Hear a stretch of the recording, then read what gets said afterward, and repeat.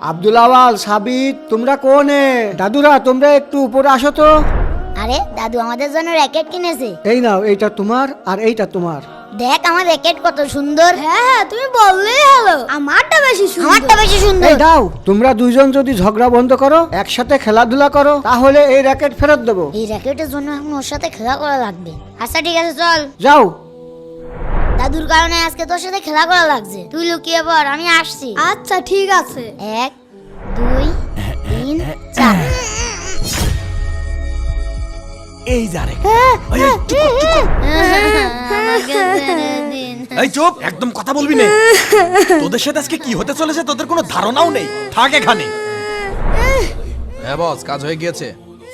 ভাইয়া দাঁড়াও, দাদু বলতে না কোথায় বল। আমাদের দুজনকে একসাথে শক্তি দিয়ে এই দড়ি ছিঁড়ে ফেলতে হবে। আচ্ছা ঠিক আছে। এই কি রে, ওই দাঁড়া দাঁড়া দাঁড়া, ওই দাঁড়া।